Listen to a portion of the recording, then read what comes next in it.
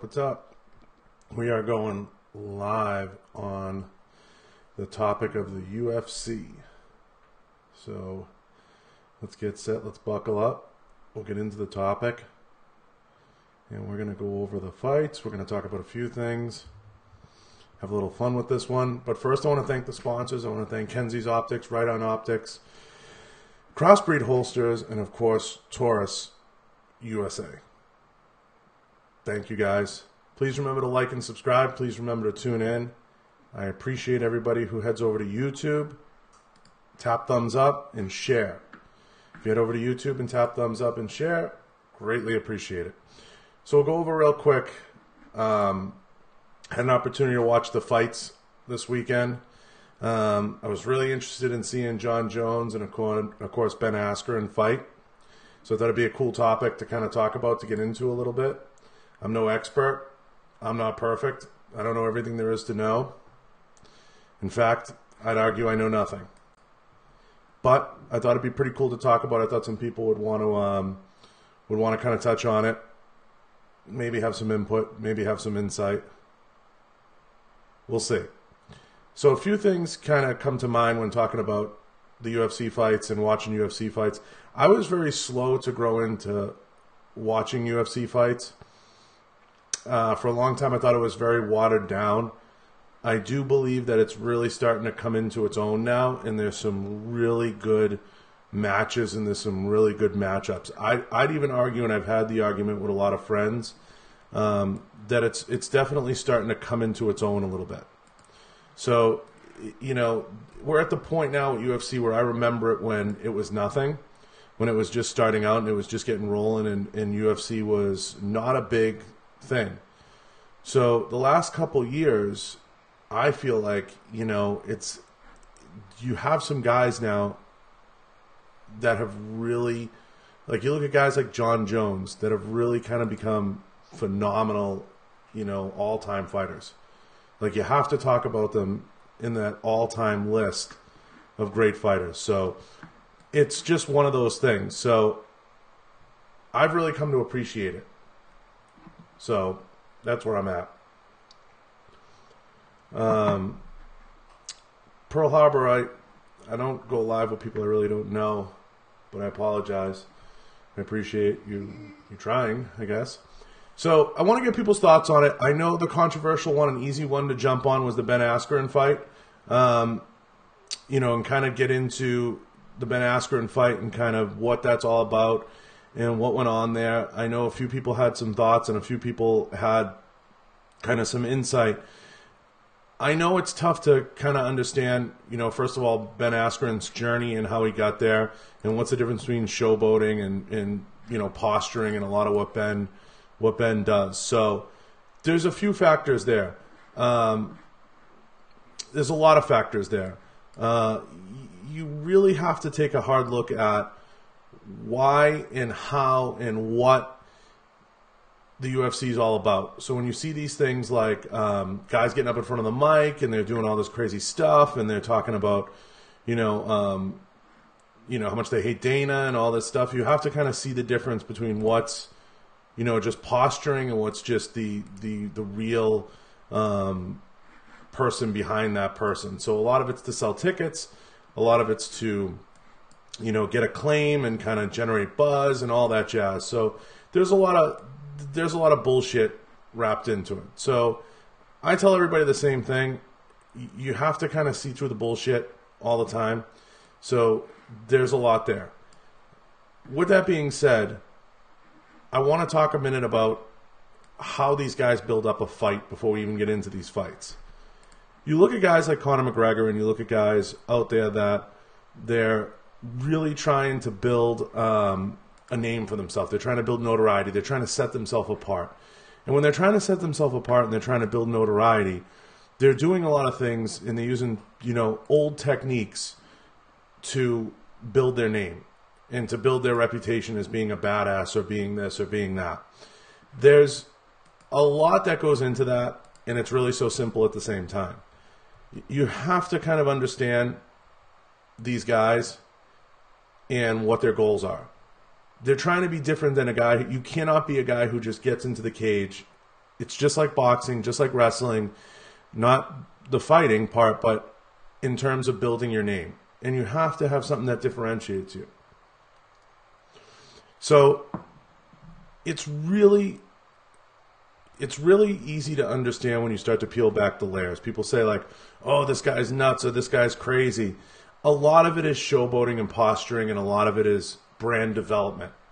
It's almost like a crash course in marketing, and everybody takes a different approach. Obviously, in fighting, it's really known that that approach is the right approach to build a name. Thank you for tapping hearts, and thank you, by the way, those of you that head over to YouTube. I appreciate it. So you have to really kind of understand, you know, what that's all about. Once you get past that, you guys, once you get past all the baloney and you start to look at it for what it really is, you're going to be much better off. So, leading into that fight, the big fight was the Jon Jones fight, light heavy, and of course the Ben Askren fight were some of the bigger fights that night. That obviously sets the tone for the whole card. And the card had, you know, so much on it, and I kind of sat back just to give you guys some understanding of where I'm at with the UFC. And I know a lot of people love the UFC. I was like really pleased with what had come together in the UFC and kind of like what was going on with the UFC. It was super impressive to me to see how far they come. I mean, that was a loaded card. I got a chance to watch a few of the fights, watch them after on YouTube like everybody else, I'm sure. And especially Jon Jones. Jon Jones has done an awesome job the last few years, really starting to develop not only a game that I feel is like light years ahead of everybody else in his division, but also become a guy that is starting to like kind of transcend the sport a little bit, where he's becoming one of those all-time guys. You know, Jon Jones did win. Semi-auto kid. You know, pretty handily, by the way. You know, and he's pretty much run through that division in so many ways. So, really happy for him. I think it's phenomenal. I think it's great work. And I think he's made short work of a lot of people. You know, it's hard to say when people start comparing different genres. And we can get into that a little bit. Whether it's boxing, MMA, points stuff, everything else. It's hard to cross over. Like I know, you know, some guys claim to fame as they were points people. And that's a lot like, you know, get into powerlifting versus bodybuilding versus this versus that. So there's a lot of different genres here. There's a lot of different crossover potential, and people get easily, the lines can get blurred. So I want to stay for a second on the fights. And we can start, you know, with obviously the top two fights. Okay? Because we won't have a ton of time to get into everything else. So the Jon Jones fight, you know, was really a kind of a little bit of a peek into history. You know, seeing him and just seeing the way he controls the pace of fights and seeing how he controls himself. He doesn't come flying in. He almost does an entire first round assessment of what's going on. And it's really fun to watch. I mean, if you even casually know what you're looking for, and I don't claim to know what I'm looking for, and I don't claim to know anything, you know, special. I don't claim to be this authority on anything, but I know somebody who's studying somebody. And he does a great job in that first round of kind of doing a force field analysis of what his opponent's capable of, what his opponent's doing, how his opponent's watching him, you know, what moves he's prepared to defend against and what he isn't. And Jon Jones lands what I call a lot of annoying shots. He's doing leg kicks, he's doing shin kicks, knees, you know, he's getting up on top of people, he's wearing them down, and he's forcing them to do things they don't want to do. And he's become such a stylistic fighter, it's not even funny. He doesn't rush in, he doesn't make mistakes, he uses his reach, his length, his all of it to just wear down the other guy. And if you are even a novice at watching fights, like when my background, I played I played football, so I had more of a football, baseball background growing up. I would say traditional background as a kid. You know, you didn't have MMA, and in many ways, the MMA train didn't come in. I did a little bit of karate as a kid and stuff like that, but it was never a genre I was big into, not until I got into jiu-jitsu later. But I had the opportunity to go to the Gracie Academy, so I have enough of a knowledge base in it. So, yeah, and it's fun to watch a guy who's just wearing another guy down. You know, we're used to, my generation, we grew up with Tyson. And Tyson would come flying in, and he would basically cripple you with intimidation, and he was a first 3-round guy. First 3 rounds, he would hit you with a flurry of stuff, and that was his game. That was his game. He'd hit you with a flurry of stuff, and you couldn't defend it. He was all powerful. He was super strong. He was, you know, just stupid strong.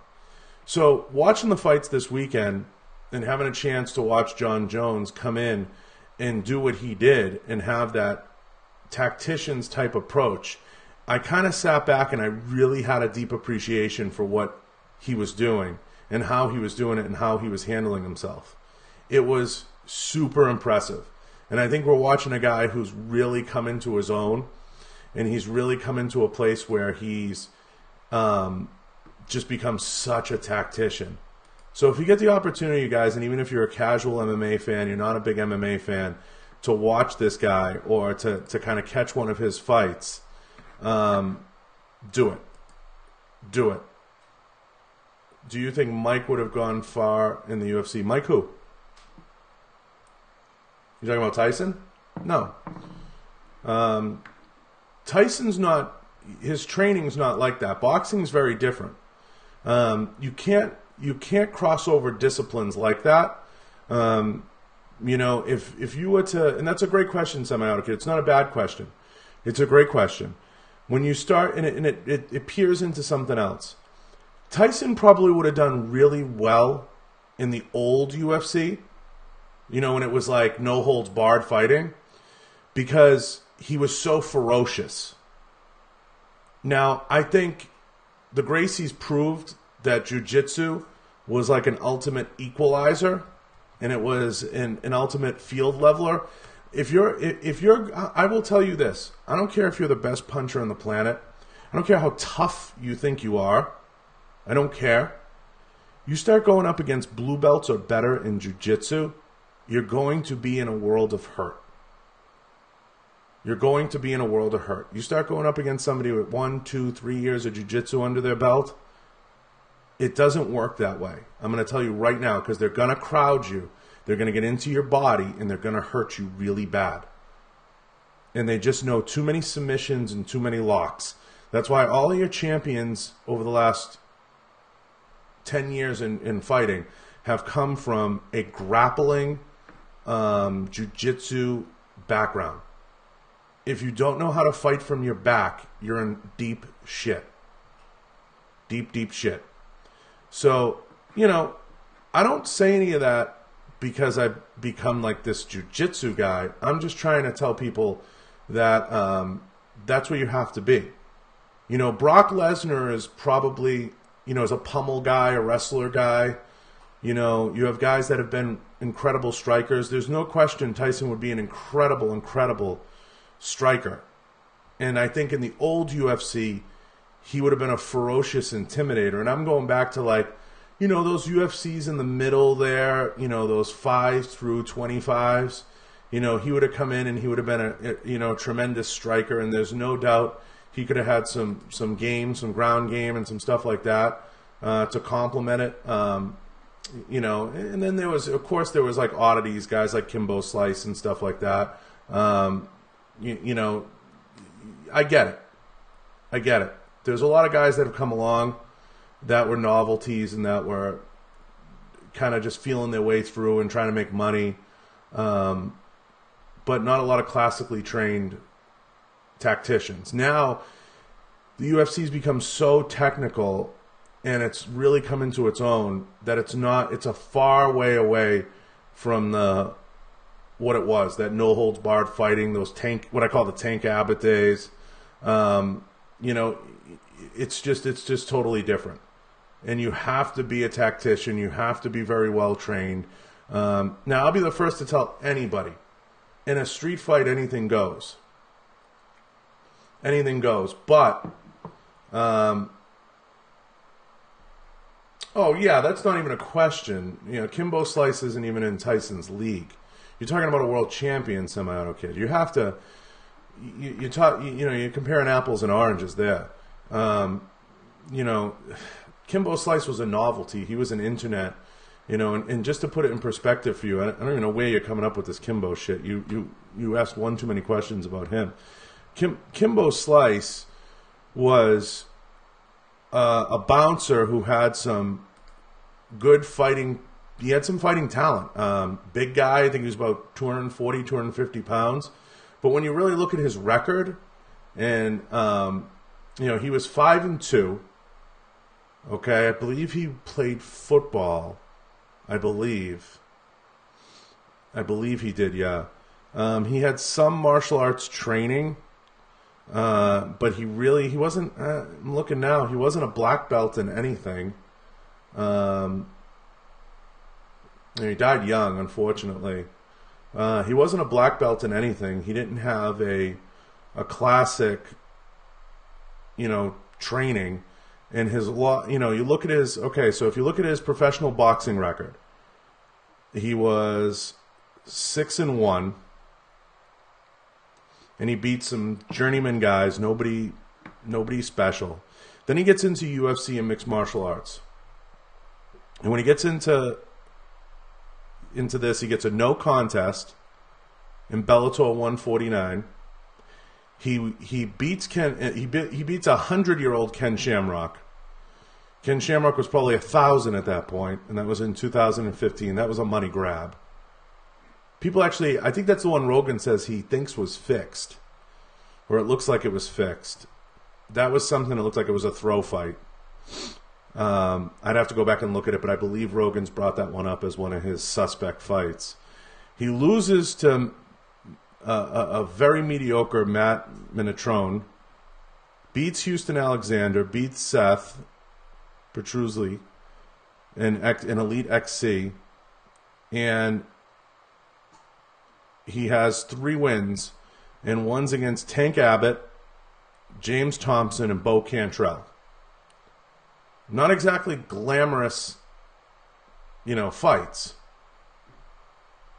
You know, nothing in there says, you know, I don't even know if any of these guys had winning records. I'm not going to get into looking at it.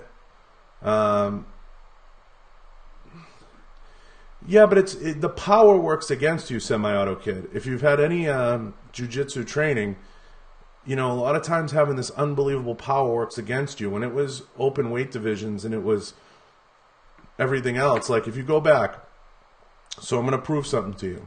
If you go back and you look at UFC 1 and 2 was the proving ground for the Gracies, right? You know, and I'm a power guy, so you know, you're kind of preaching to the choir here a little bit, but let me go back and let me just offer you this so you don't get stuck on that. Royce Gracie, okay, was won UFC, I believe it was 1, 2, 3. I think he won, what, he won the first 5 or something? He was, you know, I'll tell you his record when he finished. Royce Gracie was, he lost to Matt Hughes, but he was, his overall record was 15 wins and 1 loss. 2 losses. Okay? He was 176 pounds. 176 pounds. Okay? He pretty much didn't lose a match in the first. He didn't lose a match in the first 2 UFCs, I believe. Okay? And he beat Shamrock, Sakabora, lost to Matt Hughes. He's beat some. He did a draw against Ken Shamrock again.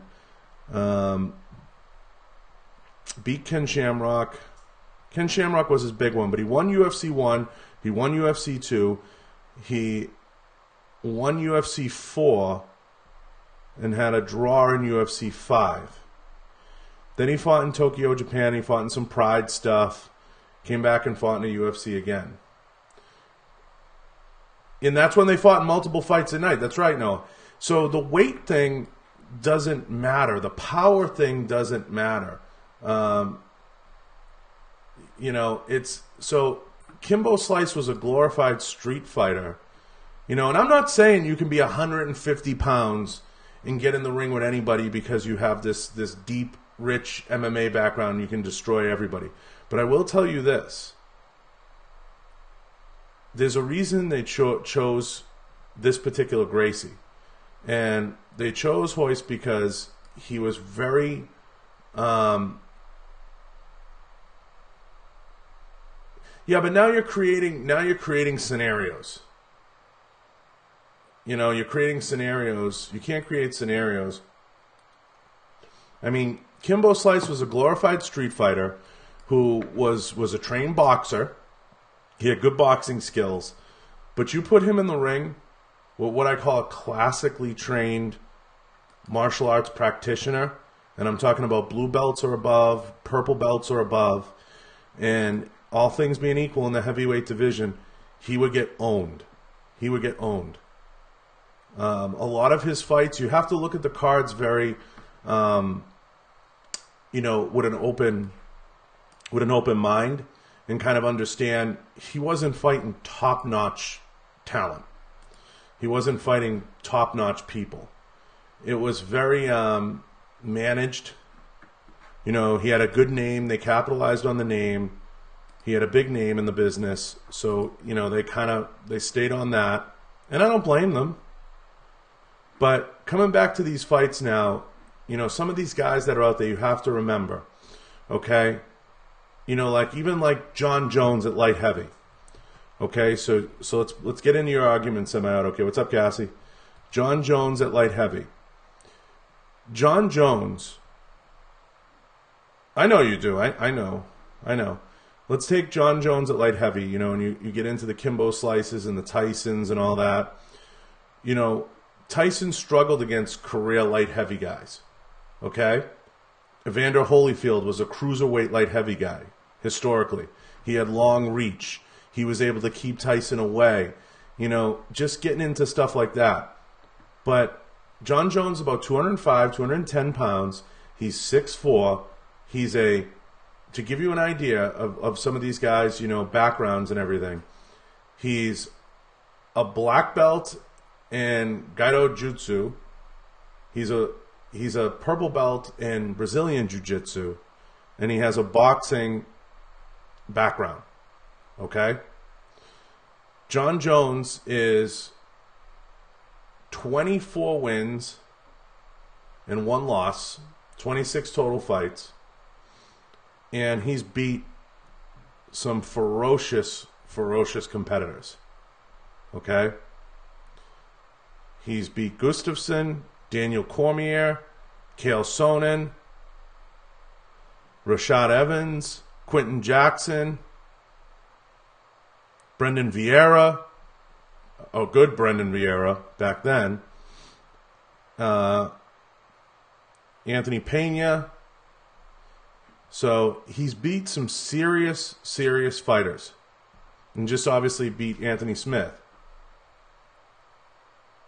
You know, so you're talking about these guys that have, and he beat Lyoto Machida. So you're talking about these guys that are on a level that just some people aren't on. You know, and I can tell you this, I don't know, you know, how much MMA experience you have, but when you get in the ring with some guys that are purple belt or above, I mean, you know, I don't know if you've ever been in the ring with someone who's 6'4", 205 pounds, but, you know, that's a pretty big deal. So, just to give you some input on where I think the UFC was to where it is now, these guys are really serious practitioners of martial arts. It's come a long way from the Tank Abbott days of just throw punches and pray. Okay? It's come a long, long way. It's a different world now. It's a whole different world. You know, Anderson Silva, I mean, and actually, I think it was Joe Rogan put it in perspective. I think Anderson Silva, George St. Pierre, and John Jones are in all-time status. I'm talking about all-time across all fighters. Yeah, I mean, I'm a big-time boxing purist. If you guys go look at my last post, I'm a huge boxing purist. But I will tell you this. There is definitely, you know, when you start to become a real practitioner of the ground game and you understand the ground game, you know, what a lot of people don't realize is, you know, you take somebody like we'll draw an even better comparison, like a Brock Lesnar and Kimbo Slice. Now, I'm not talking about Brock Lesnar now. I'm talking about Brock Lesnar in his prime. So to put Brock Lesnar in perspective, okay, Brock Lesnar is 6'3", and he's 285 pounds. He's a multi-time national NCAA champion in heavyweight. His wrestling career in college, I believe he lost one match. Okay? He's a two-time NCAA All-American, Big Ten Conference champion, two-time. And he's the 2000 NCAA heavyweight champion with a record of 106-5 in 4 years of college. So you're not talking about a guy that has no experience. He has tremendous grappling experience. So he's easily all-world collegiate. Okay? All-world collegiate. So making it to the UFC is a big deal in itself. So many fighters. Yeah, now, in the beginning, it was like sign a piece of paper. Yeah, I mean, Kimbo Slice was a guy who had really good, you know, what I call like amateur to professional boxing skills. And he was just beating people up in backyards. And he was a classic example of what the Gracies talked about, you know. And Brock Lesnar, I believe in the UFC now, is a two-time champion, I believe. So he's beat some pretty good competitors. He beat Mark Hunt, Shane Carwin, Frank Mir, Randy Couture, lost to Frank Mir once, and lost to Cain Velasquez. So, you know, he's had some stuff in there. But coming back, you know, we're going to get back to UFC 235, but coming back to the Tyson point. What's up, Freddie? Coming back to the Tyson point. Tyson was a whole different animal. Tyson was a whole different animal. And Tyson would have been awesome to see in the old UFC days, when it was just open weight classes, open everything, just show up and just fight. Because just his intimidation and his ferociousness would have won him matches. And Tyson probably would have done very well, because back in those old UFC days, you didn't see a ton. The cage was new. So you had guys winning just on throwing strikes. You had guys winning just on the pure discipline of you know, one discipline. Now, to get in the ring, and I know Freddie knows what I'm talking about, in the UFC, you have to have 2 or even 3 disciplines under your belt. And right now, the hot thing is the grappling. You know, was the UFC around in Tyson's day? So, yes, it was. When he was still fighting, yes, it was. But it was in its very, very early infancy. So, like Joe Rogan always says, like, he missed the UFC, okay? It was, but you can't fault those guys for not getting involved in it, okay? A lot of, like, the first UFC was 1993. But you couldn't get a guy with a decent fighting name unless it was in mixed martial arts, to even touch the UFC before 2000, 2001. And by then, Tyson was a shell of what he was. So you couldn't get anybody to touch it. You know, UFC didn't come into its own, to give you guys some perspective. UFC didn't really come into its own until probably around UFC 10. Just the history of UFC, it just really didn't get into its own, you know. There was not applicable weight classes. I mean, you're not going to get a world-class fighter to enter something until it starts to come into its own and it starts to, you know, be organized. Yeah, it was like a round-robin tourney in the beginning. It was totally different. Around UFC 10, and UFC 10 was in 1996, you started to see a little bit more of it being organized, and you started to see it become a little bit more together. Now, around UFC, I think it was right around UFC 25. That was 96. UFC 25 was in 2000. So UFC 2000 was when you started to see more. They didn't have the catch weights anymore. You started to see more of a formation of a middleweight and more divisions. You know, it started to come together a little bit more. And that was in 2000. Okay, that was when you started to see it it got organized. Until then, it was a little crazy. So rules. Let me do this. Gloves weren't, just to put it in perspective for all of you, gloves weren't even introduced. Gloves weren't even introduced in the UFC until 4 to 6 ounce gloves were introduced in, I believe, it might have been 2000. They were also fighting all fights in one. That was the first couple knocks. They cleaned that up almost right away. Almost right away, they cleaned that up. They realized that was just crazy. So if you go back and you watch the Joe Rogan with John McCarthy, and he explains the history of it. Because what they were trying to do was they were trying to get the UFC to be recognized. Because remember, they couldn't find anywhere to fight. They didn't know, you know, how to get it started. They didn't know what they didn't know. So they had to create the rules from scratch. And they had to create all this stuff from scratch. So it wasn't until January of 2001, under new ownership, Zuffa LLC, guided by the leadership of Frank Lorenzo and Dana White, the UFC brand restructured MMA and highly organized, sanctioned, controlled combat sports, headquartered in Las Vegas. That's around when it started to come together.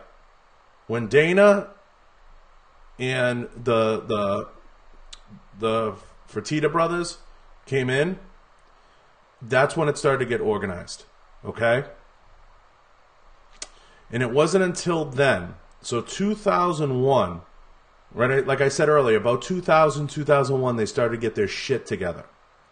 And that's when they started to get their standards up and everything else. And they started to introduce things like gloves, and they started to put it all together. Okay? Otherwise, it was just a tournament, and it was a little crazy, and nobody knew what they were getting into. So I can't fault a single person. You can't hold anybody accountable for not getting into UFC before 2001. So to give you an idea, Mike Tyson, by 2001, so to give you an idea of like this passing people by, or when this passed people by, nobody would have even looked at it until then. Nobody would even have considered it. Okay? I certainly wouldn't have, because it wouldn't have been worth it. Mike Tyson was out of the fight game, completely done by He was completely done by 2005. By 2005, roughly 2005, he was completely done. And he was a shell of what he was by 2000, 2001. You know, he was a shell. So by 2005, he was done. And he only had, to give you an idea, he fought Brian Nielsen in 2001, Andrew Galata in 2000. By 2002, he had 4 fights from 2002 to 2005. And of his 4 fights, he lost 3. And he basically quit. He gave up on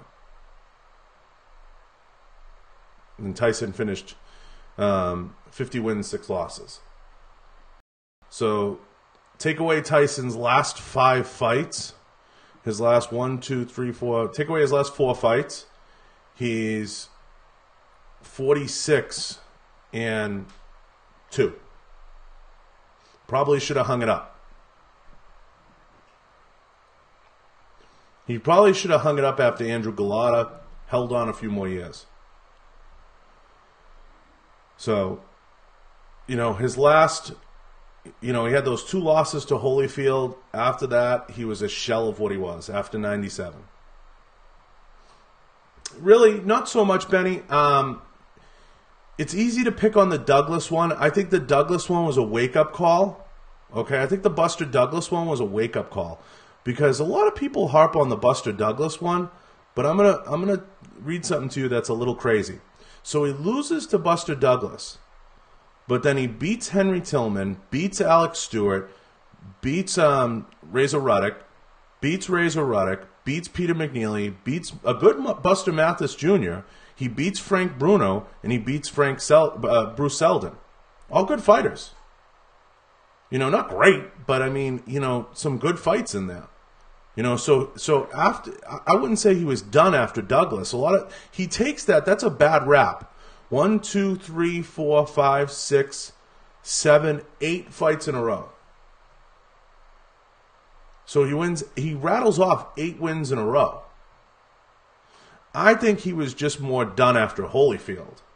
You know, you got to give the guy credit. He wins 8 fights after Douglas. I think Buster Douglas was a huge wake-up call, and it started to force him to look at his lifestyle and where he was at in life. Yeah, I mean, you know, he fought what the division had, Knox. You know what I'm saying? It was always about a collision course for Tyson with Holyfield. That was always the thing. How did you feel about Chuck Liddell and Tito Ortiz's most recent match? I just think it's a money grab. I think they both were looking for money and relevancy. The problem is today when you start to do money grabs like that, Semi-Auto Kid, it's never a good look. You know, those nostalgia fights. Yeah, I mean, I think, you know, a lot of people harp on the Tyson. I think not only did he think he would walk through him, Knox, Buster Douglas had a reputation for being a very hard puncher. Okay? And Buster Douglas was not a bad fighter in his own right. Okay? Buster Douglas, just to give people perspective, Buster Douglas finished his career with 38 wins and 6 losses. Okay? He wasn't a shitbag of a fighter. So you have to keep that in perspective. You know, and he had a good career. You know, did he have a great career? No. Holyfield ran through everybody. You know, I mean, that's it. Everybody says the same thing. I would have liked to see Tyson Holyfield before Tyson went to prison. That would have been the fight, and that was supposed to happen. That would have been the fight. Now, Holyfield finished 44-10, and he was another one. He hung on a little long. He hung around, and he had some very questionable losses. You know, yeah. But I think a lot of, like Holyfield had some weird losses. Like, he lost to John Ruiz. I mean, give me a fucking break. Listen to the people Holyfield lost to. Chris Bird, Larry Donald, James Toney. All right, I'll give him James Toney. 2 guys from Russia. that I can't even say their names. I mean, he had some very questionable losses. Lennox Lewis is a fair loss. He lost to Riddick Bowe. He lost to Michael Mora. He lost to Riddick Bowe again. He could never get over the Riddick Bowe hump. So what you have is you have this group of fighters, and the reason Tyson gets more respect than Holyfield is Tyson ran through the heavyweight division. He killed everybody that he fought. Tyson did not lose a match for 37 fights in the heavyweight division.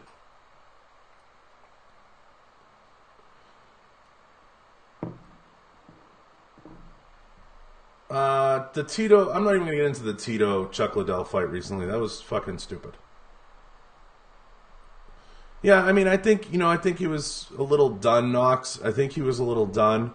There's no question about that. But what you had is the reason Tyson gets a little bit of a slice above Holyfield, even though he lost to Holyfield twice, is there's a lot of people that feel Tyson would have had a better, stronger fight prior to prison, and Tyson really only, really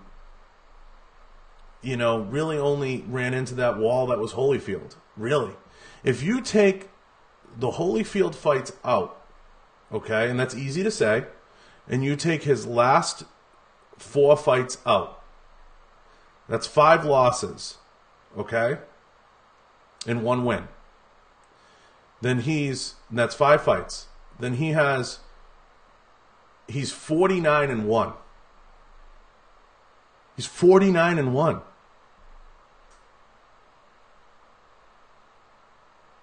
I mean, that's pretty fucking good. And you have to remember, this is the heavyweight division. This isn't strawweight. This isn't flyweight. This isn't featherweight. This is the heavyweight division. Punches hurt. You're going to get hurt. I don't prescribe to that theory. People have that theory of, they didn't fight, these quality opponents or this or that. I disagree with that. I think, similar, like a lot of people talk about Wayne Gretzky in hockey. And they say Wayne Gretzky played hockey during the dead goalie era. So he scored tons of goals. But he played against who was in front of him. And I don't, Benny, necessarily agree with the whole idea that he was done after Buster Douglas. I mean, he won 8 fights. And he fought everybody he could. Everybody he could. He fought everybody that was in front of him all the way back up to the Holyfield match. He didn't fight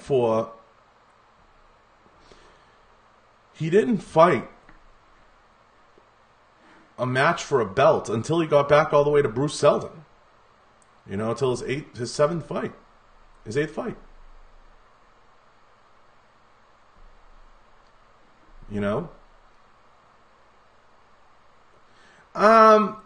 I don't know, Semi-Auto Kid. Mayweather's a whole different fighter. Mayweather is a very boring fighter. Very different fighter. Mayweather's a very boring fighter. Floyd Mayweather's a great champion. He's just a defensive champion. He's a defensive boxer. I think Floyd Mayweather's fought some great fighters. I think people just hate on him, I think he's fought some great people. Who the hell's Butterball? Who the fuck is Butterball? Butterball. Yeah, I mean, I think Floyd Mayweather's fought some great fighters. Yes, I think he's fought for so long, and he's choosing his fights now, but he's fought for so long. Now he's cherry picking his fights, so it's a little tainted now. But I mean, you can't, you go through when you go through Floyd Mayweather's history, he fought, some pretty good fighters in his day. He fought Carlos Rios, who was a 50-win fighter. He fought Jesus Chavez, who's been a multiple weight class champion. DeMarcus Corley, who's been a champion. He fought Oscar De La Hoya, Shane Mosley. He fought Canelo. Canelo was really the big one, and Manny Pacquiao, and obviously Conor McGregor. So, he's fought he's had 3 or 4 big fights in there. You know, granted, was he in a division that was the best premier division? No, but you know, he fought everybody that was in front of him. When you put it like that, I agree. Yeah, I mean, it's hard not to. Yeah, Zab and Hatton in their prime. I mean, I'll give him Hatton. You know, Hatton was a great fight. You know, you have to go back and you have to look at the record of these guys, and you have to look at, you know, how these guys got to where they are and who they went through. Like Ricky Hatton, you go back and you look at Ricky Hatton as a great example. Ricky Hatton ended his career with 45 wins. When you're beating guys with 40, 50 wins, you're beating some pretty good fighters. You know, Shane Mosley was a great one. You know, this is a guy who has 49 wins. And he destroyed everybody. You know, okay, so he fought a 100-year-old Oscar De La Hoya. Okay. I get that. But that was kind of the beginning, you know, people, after that, people were like, okay, fights the Ricky Hatton fight, okay. And then after Canelo, it's kind of like, I don't know, Knox, you know, Shane Mosley, let me say this about Shane Mosley. Shane Mosley is like the Evander Holyfield of the welterweight division. He has some losses that you're just like, huh? What?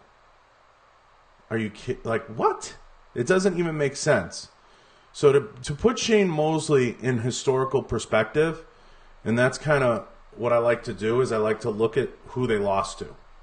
So you look at Shane, and usually this is at the end of people's careers, like they're hanging on too long. So you look at Shane Mosley. Shane Mosley basically destroyed everybody until he got to Vernon Forrest, lost twice. Vernon Forrest, Winky Wright, lost twice. Miguel Cotto, lost. Floyd Mayweather, lost. Manny Pacquiao, lost. Canelo Alvarez, lost. Anthony Mundine, lost. And then David Avanesian, lost. So that's not, I'm going to disagree with that. It's not entirely true. So when he fought him, okay, so when he fought Floyd Mayweather, okay, yes, he was a little bit on the back end. I'll give you that. He was a little on the back end. But you're also talking about, you know, he really hadn't fought anybody yet to that point. I could read off, okay, I'm going to read off his 5 opponents before Vernon Forrest. Okay? Willie Wise, Oscar De La Hoya, Antonio Diaz, Shannon Taylor, Adrian Stone. 100-year-old Oscar De La Hoya, who everybody was beating at that time. Oscar De La Hoya was just building up his Golden Boy promotion at that time. And that's it. So he hadn't really fought anybody. You know? He fought what was in front of him, but he hadn't fought the meat and potatoes of the division. Vernon Forrest was the start of the meat and potatoes of that division. You know, then he fights Raul Marquez, then he beats Oscar De La Hoya again, then he loses twice to Winky Wright. So he beat De La Hoya for a belt that was vacant. He got the belt. Vernon Forrest had the belts. When he beat De La Hoya the first time, he won a vacant lineal title. So, yeah. I'm not taking anything away from him. I'm just saying he hadn't hit the meat of the division. You know, it's not like he ran through names that became names later. You know what I mean? He was running through guys that were dead on arrival. I mean, I'll read off his first 15 fights. Greg Punte, Villa, Castillo, Roberto Urez, Miguel Pena, Juan Manuel, Gonzalez. Most of these are all in Mexico or California. Lorenzo Garcia, Oscar Lopez, Lorenzo Garcia, John Bryant, Mario Gutierrez. I mean, not exactly power players. That was his first 13, 14 fights. You know, it wasn't until he got to John Molina, Oscar De La Hoya, he starts to hit the meat of the division.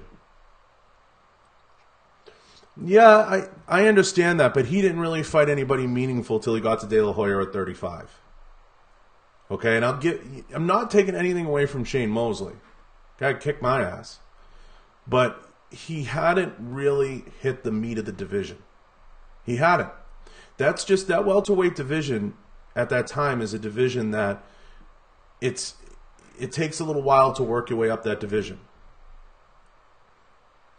So, I'm not taking anything away from him. He's in the mix. Tommy Morrison, Jesus.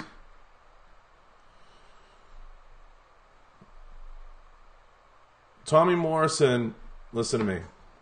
I don't want to hear about Tommy Morrison because we're going to get back to UFC 235. Tommy Morrison was a shell. After he took that beating on the ropes, Tommy Morrison, no, I don't want to hear Tommy Morrison. Tommy Morrison took, now he shouldn't have taken those shots, but Tommy Morrison was an absolute shell of the fighter he was after he took the beating on the ropes. It had nothing to do with the drugs. It had nothing to do with any of that. What's up, DEFCON?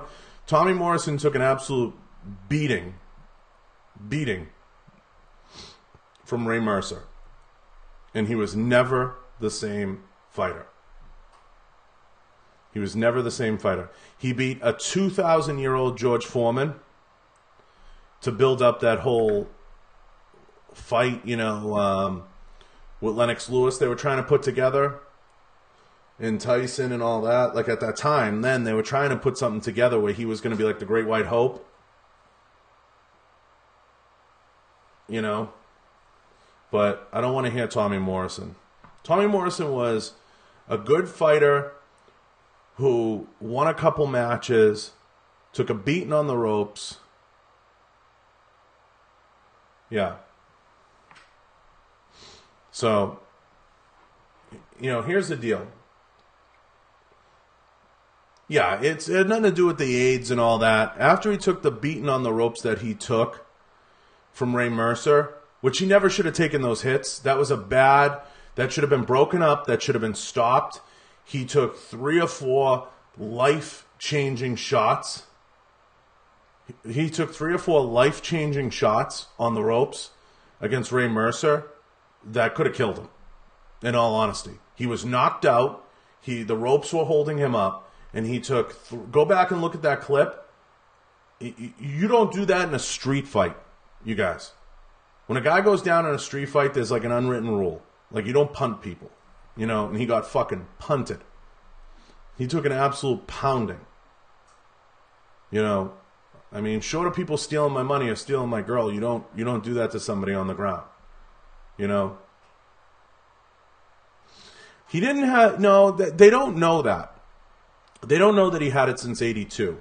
That's been unconfirmed. They don't know that he had it since 82. I doubt he had it since 82. Because he was still boxing so great in 93, 94, 95, that there's no way. It's an autoimmune disease, semi-auto. It would have eaten him away a lot sooner. It didn't eat him away. He didn't die, okay, till 2010. 2013, he died. There's no way he had it in 82. I would disagree with that. You're going to tell me he had AIDS for 30 years and he was barely on any meds? I just don't believe it. I think there's speculation he had it a lot sooner. I don't think it can be confirmed. So they officially confirmed that he had the HIV virus in 96. So let's say for the sake of argument, let's say for the sake of argument, he had it since 90. For the sake of argument. Yeah, and it's an autoimmune disease. You know what I'm saying? Let's say for the sake of argument he had it since 90. Could he have still been fighting at that top level against Foreman in 93 and fighting well till the 2000s? Yeah. Yeah. I buy that. I would buy that. You know, I think he had it a little bit sooner. I think it was swept under the rug a little bit.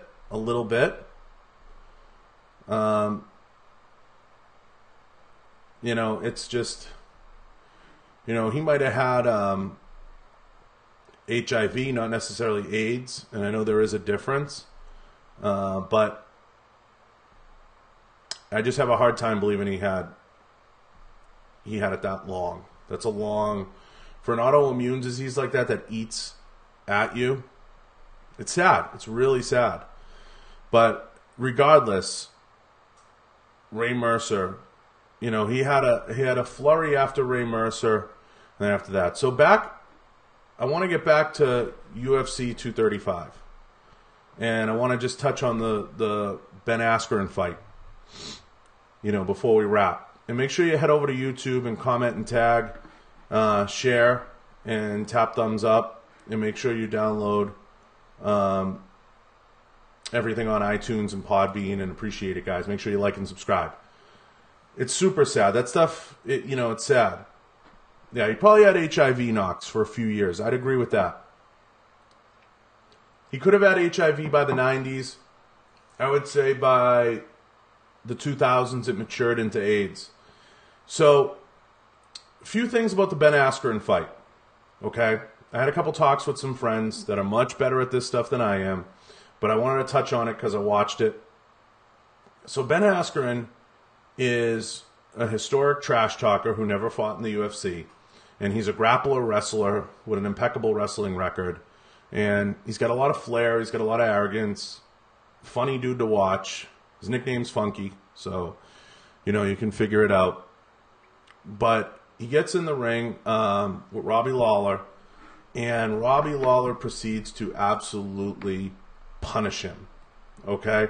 And there's a reason the UFC put him against Robbie Lawler. He didn't necessarily want that fight, but that's what they dealt him. Robbie Lawler is, you know, in his prime, was a mauler.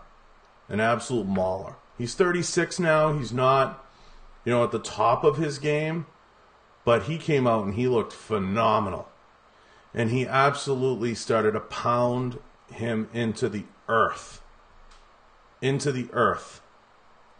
And Robbie Lawler, you know, he's had some ups and downs. He's lost to some notable people. And I don't know that they wanted him to get destroyed knocks. I think Ben Askren's good for the UFC. I think Ben Askren will sell some pay-per-view buys. But I think I think they wanted him to get that little bit of that welcome to the UFC. It's going to kick me off here, so I'm going to sign off and come back on to give you my thoughts on it. Let's see. So, thank you to the sponsors, Kenzies Optics, Riton Optics, Taurus USA, and of course Crossbreed Holsters. Please head over to YouTube, like and subscribe. Head over to Podbean and iTunes and leave reviews. Don't forget to check out the John Bartolo Show on all those different platforms. So, there's a reason the UFC picked Robbie Lawler. Robbie Lawler's fought a lot of people. He's been around. He's got a very mixed record. You know, he's seen a lot of fights. You know, Robbie Lawler's 28-13. He's not by any stretch a world beater, but he has excellent fighting skills. So he's gonna give a good fight, and they knew that. And I don't think they wanted Ben Askren necessarily to lose, but I think they wanted him to get a big welcome to the UFC. And he got that. I mean, there was 2 times in that fight I thought it was going to get stopped. Ben Askren got dropped on his head. Absolutely dropped on his head. And he proceeded to frickin' pummel him. And Ben Askren definitely looked like he lost the fight if you looked at a picture lineup. I think it went from, Chael Sonnen was something totally different, but I think it turned into a brawl. And Ben Askren managed to get that bulldog choke, which is going to lead to the controversial portion of this. So Ben Askren gets a bulldog choke on him, and the argument was that it was a bad stoppage. I'm going to give my 2 cents on it and leave it at this. I don't think it was a bad stoppage. I think it was an early stoppage. I don't think it was a bad stoppage. You can see where the hand goes limp, and the argument's been made from another camera angle. He gives a thumbs up. Now, the referee's job is to protect the fighters. And the referee can only go off of what he knows and what he sees. So you have to keep that in perspective. So looking back and looking at it, when you look at the fight, he did what he thought was best to protect the fighters. So he sees Robbie Lawler's arm go limp. Now, people have made the argument he was, trying to, snake out. If you're in a choke, sometimes you'll go a little limp. You're trying to frame and you're trying to get off. You're trying to get off the guy. So people do that. They go limp. They relax their body. And what they do is they start to shrimp and worm their way up. Okay? I think, Knox, it wasn't the worst stoppage. I think it was a fast stoppage. What I would have liked to see, because there was something like 2 minutes left in the round, what I would have liked to see is I would have liked to see another 3 seconds. Like a 1-1, like he should have given a 1-1,000, 2-1,000 count. You know what I'm saying? And just given it a couple of seconds to let it run its course. If he had given it a couple of seconds, I think it would have been totally different. So I think everybody would have been fine with the stoppage. He should have just given it a 1-1,000, 2-1,000 count. Where I think the referee was wrong, and I'm not in the ring, was he came right in hands waving. Almost immediately when the choke was put on. I think what scared him was the arm went limp and he saw Ben cinch down. Now, people make the argument he had his chin in there. He was trying to dig his chin in. I think, there are ways. I've heard of guys going out and then they snap right back. I think Ben would have got him. I don't think he would have got out of that. I think Ben would have got him. But I do think he was probably trying to go a little limp to try to worm his way out and get the arms more towards his chin. I think he gives him more time if he did not think he was. Yeah, there's no question. There's no question he would have given him there's no question he thought he was out. That's why I don't think it was a bad call. And if you watch the video of the fight, you see Robbie Lawler's arm go limp. And for anyone on YouTube, I can try and play the clip. You see the arm go limp, and you can understand, where he's coming from. I can take a look if I can pull it up. I can pull it up. I think they did a Gracie breakdown on it. So there is a Gracie breakdown available. Let's see.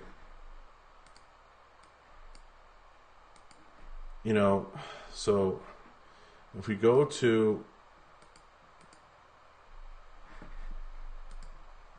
YouTube and you look up Robbie Lawler, Ben Askren, you can see some of the breakdown there of kind of how the fight unfolded and how it went down. It's pretty clear to see. So I just pulled it up. For anybody on YouTube, I'm going to try to show a little clip of it. Let me see if I can. That's kind of how how the fight unfolded and how it went down coming out. It's pretty clear to see. Fast forward a little bit. Here's where he's slowing him down. I just pulled it out, total commercial, slammed him down, tried to show, punching him, fucking saving his ass. And Robbie Lawler had a great mouth fight, that down, and I think he would never quit there, but after this, you know, kind of running around, getting against the rope, and it was slowing down that race again, so he brought it out, total commercial, slammed him down, tried to show, punching him, saving his ass. Robbie Lawler had a great mouth fight, that down, and I think he would never quit there, but after this, kind of running around,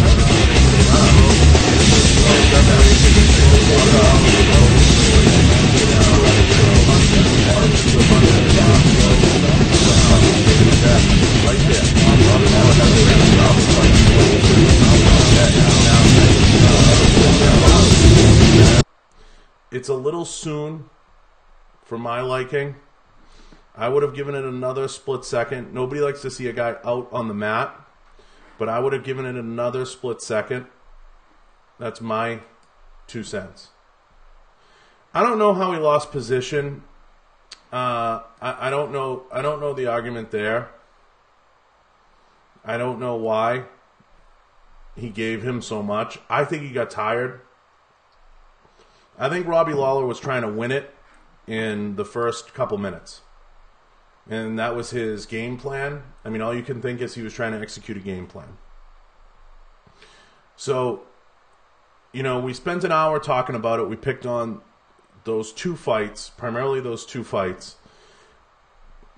I had a great time talking to you guys about it. I think you can do your own analysis. You can do your own digging. I hope you guys kind of understand where I'm coming from. I love talking about this stuff. I love talking about all the different sports and fights and everything else in between. But you guys have to form your own opinion. I think he gassed out a little bit. And don't forget, those. I'm not taking anything away from Ben. Those knees Ben were throwing into his belly were probably taking a little bit of the wind out of him. You know, they were taking a little bit of the gas out of him. So he's hitting those knee strikes, if you go back and you look. And Robbie was probably trying to catch himself. He hits him with like 2 or 3 solid knee strikes. And you could see, you know, Robbie start to like almost get like a little limp. And Ben is a long, bony dude. You know, he starts throwing those knee strikes and he's a great grappler. You know, I mean, it just got scary from there. I think he started to just kind of get a little gassed and get a little woozy with some of those belly strikes. I mean, I'm not nowhere near the tactician that guy is, but if I throw 3 or 4 knee strikes to your belly, you're going to feel it. You're going to feel it, you know? It's going to take its toll on you. So there's something to be said about that. Take a look at the fight. Take a look at all the fights. Those were the 2 marquee fights we talked about. Tonight was fun, Semi-Auto Kid. I appreciate it. Do me a favor, guys. Go comment and tag on my last post. Still going to give away some prizes. Head over to YouTube. Share, like, subscribe. I appreciate it. Appreciate all you guys. I appreciate the energy. I'm going to be doing more videos. I want to get an idea from you guys what topics you want to see. I'm going to be doing some topics on upcoming on sports, on different stuff, a whole different bunch of things. I mean, it's not just about firearms, it's about everything else. So I want to do a whole slew of topics and a whole bunch of stuff, and I want you guys' input. I hope tonight was fun. I hope you guys enjoyed it, but I definitely want to see more input on the topics you want to see. And some people have asked me, I've gotten a lot of questions about people wanting to see more on the why I decided to do this and kind of YouTube and in general more YouTube stuff. I am doing some stuff with YouTube right now where I'm trying to kind of figure out and crack the code a little bit. So I appreciate all you guys like and subscribe, and I appreciate all the comments. I appreciate everyone sharing. It means a lot when you do. So please, do me a favor. Go share one of these. Go tap thumbs up. Go comment and tag. Head over to Podbean. Make sure you're downloading. And make sure you're sharing everything. I really appreciate everyone, and I appreciate everyone taking the time to do it. It means a lot. It means the world to me when you guys do it. And I appreciate if you thank the sponsors. I'm going to sign off. Big thank you to Riton Optics, Kenzies Optics, Crossbreed Holsters, and of course, can't leave out Taurus USA. Thank you guys. Please make sure you like and subscribe. I'll talk to you later. And we are out.